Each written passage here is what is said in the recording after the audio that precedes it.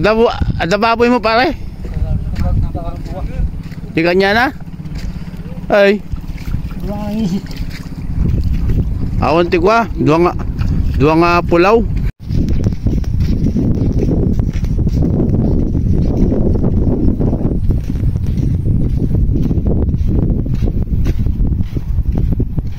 Ito po kasama po namin yung bipats ng ano, isa po sa pinakamabait na ano dito, bangkero ng ano. Manapi.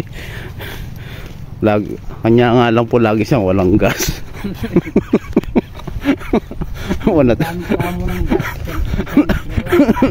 Nadala mo namin 1 litrong gas. Umiiyak po siya, nagrereklamo. Ayaw na kaming kausapin. Huwag na daw kami pumunta dito. Yun po ang sabi niya. Isa po yan sa pinakamabait na guide namin dito. Yan po yung damit niya, may tatak na bipats. Kaya lang po sa lahat ng taga ano, kala mo taga syudad, laging inaantok, laging nalalambot.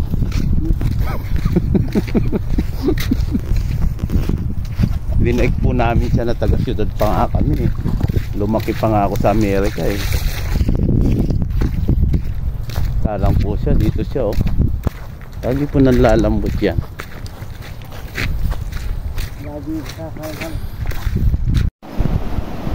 Ito po yung unang ilog na tatawirin namin.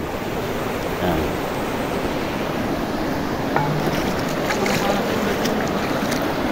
Unang ilog po yan. Fred, saan mo po eh? Ayan o, bibidyo ko po si ano, pare ko yan. Ito. Sarap po ng tubig dito, malinis. Pwedeng inumin yung tubig dito sa amin. Ay, sa kanila. Sa libasa, ano, Virgin Forest. Walang mahirap po. Tingka dito. Bago ka makarating dito, marami kang klaseng sasakyan na ano, halimbawa na lang ng bangka. Ayan, para hindi mabasa na. Kasama na yung pajama natin. Oh, libasa, maiksi yung paa oh. Ito yung unang ilog. Mas maganda mamaya. Pangalawang ilog.